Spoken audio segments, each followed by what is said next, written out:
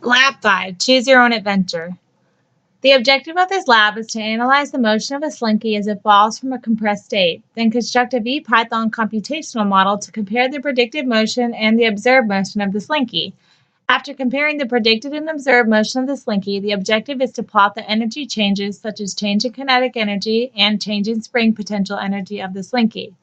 My results show that the predicted and observed motion of the slinky are similar and that the spring potential, gravitational potential, and kinetic energy equal 0.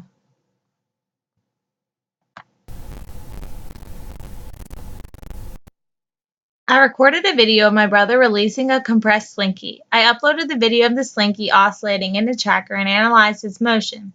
I tracked the motion of the bottom of the slinky. As you can see, the motion of the slinky forms an oscillating graph.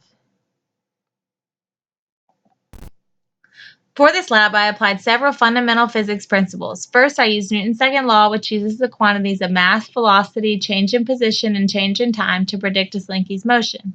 There was no mass attached to the slinky, but I added a mass of 0.001, which is practically 0, to act as a mass.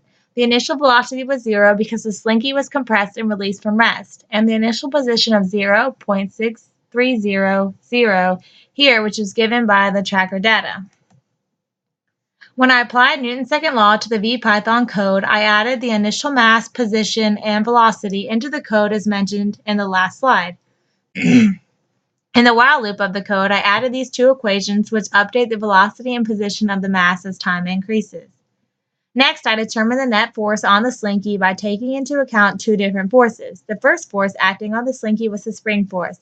This was calculated by multiplying the spring constant by the distance the slinky was stretched from the relaxed length. I obtained the time between oscillations from Tracker and used this to calculate the spring constant and the relaxed length of the slinky. In my VPython code, you can see that I added the gravitational constant g, the spring constant, and the relaxed length of the slinky into my code. The code calculated the changing length of the spring as it moves. In the while loop, later in the code, I added the equation for the spring force, which uses the values shown above. The second force acting on the slinky is the gravitational force, which is the mass times g times direction. I added this equation into the while loop to account for the gravitational force. Lastly, I added the spring force and the gravitational force together to get the net force acting on the slinky. Another fundamental principle used in this lab was the energy principle, which states that the total change in energy is equal to the change in kinetic energy plus the change in potential energy.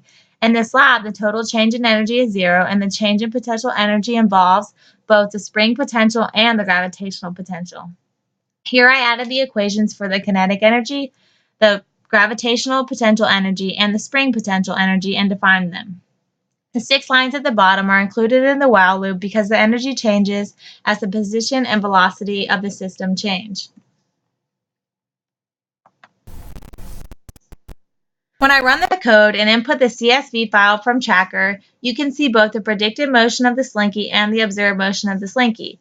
The predicted motion of the slinky and the observed motion have similar but not an exact trajectory. The code does not take into account air resistance.